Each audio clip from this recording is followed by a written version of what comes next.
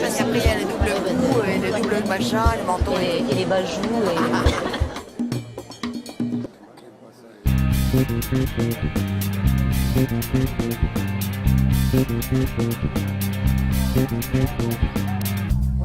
On est ravis de vous accueillir pour cette projection exceptionnelle de Flamenco Flamenco, le dernier film à ce jour de Carlos Saura, et qui va sortir dans 3 semaines, le 14 décembre. Remercier aussi quand même l'Institut du cinéma espagnol qui n'a pas hésité à dire bingo quand on lui a dit qu'on devait quand même cet hommage à Carlos. Il le sait, on tenait à lui, à sa présence depuis un bon moment, et les circonstances ont fait que ce n'était pas possible avant.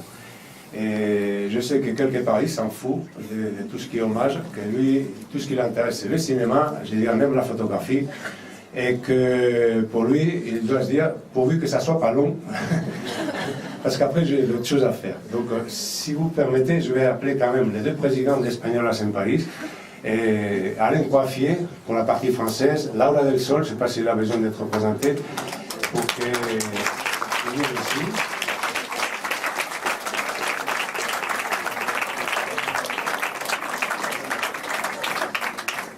Et avec Carlos, c'est très facile parce qu'il n'y a pas à justifier pourquoi on a pensé à lui rendre un hommage. Et ce qui serait quand même anormal, ce n'est pas le faire. C'est que comme moi et comme beaucoup d'autres, on grandit dans l'obscurité du franquisme quand même.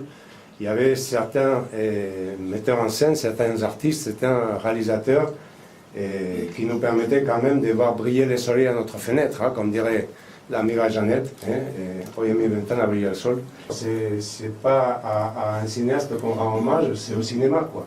Et en plus, ces moments-là, c'est quelque part une petite boucle qui se boucle, parce que voir ensemble ici, au Latina, Carlos Saura et Laura del Sol, alias Carmen, oh, c'est pas donné tous les jours, non? Donc voilà, Carlos Saura, por favor.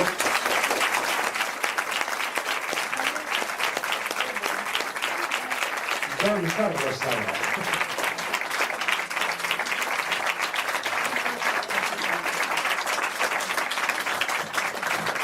Et bon, je vois que tous les Espagnols ils parlent très bien français. Et moi, je parle comme un ancien, c'est un désastre, non? Mais je vais faire un effort, non? Et l'image que mon ami parle et me dit de moi, c'est horrible, non? Parce que ça paraît que c'est une espèce de monstre, non? Fermé, c'est un peu vrai, mais pas du tout. Je me sens moitié français, parce que je crois que mon carrière cinématographique, ça commence surtout dans le Festival de Cannes, le Festival de la France, qui m'a permis de travailler, de faire d'autres films. Et bon, le flamenco, bon, c'est difficile parce que pour moi, le flamenco, c'est une musique, une danse extraordinaire, unique dans le monde entier, c'est unique. Non? Il n'y a pas de choses pareilles. Et à partir de ça, je ne dis rien de plus. Merci beaucoup. Vous allez avec les films. Merci beaucoup.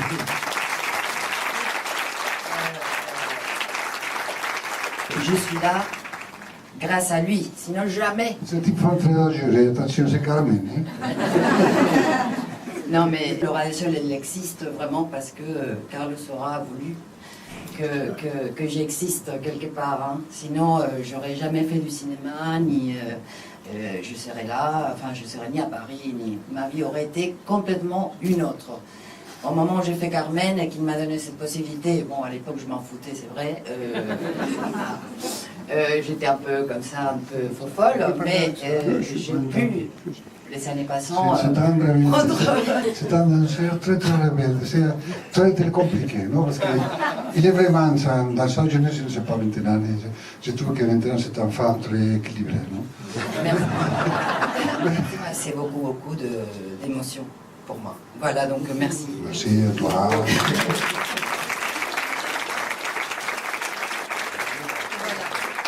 Voilà notre plaque. Diferente. Esto es para ti, Españolas en París. Ah, bon, merci beaucoup. Les personnes qui ont fait ça.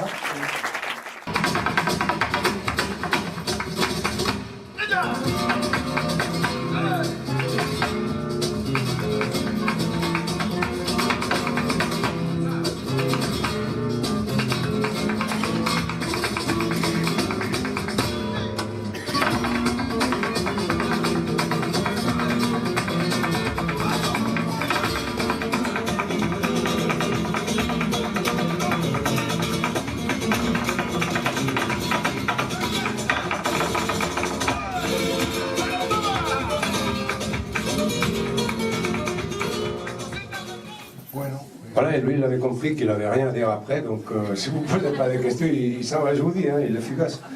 Et il s'en va. Voilà. Mais bon, je reste ici, hein, c'est pas vrai. Hein. Quelle liberté vous aviez laissée aux artistes par rapport au choix des morceaux de danse, de chant, de guitare? Moi, j'adore le flamenco. Moi, mon rêve, il était, quand je suis jeune, d'être des danseurs flamenco. Il y a un gitane qui s'appelle la Kika, quand j'avais 18 ans, je crois, non? Que je dis, moi, je vais être un danseur flamenco, non?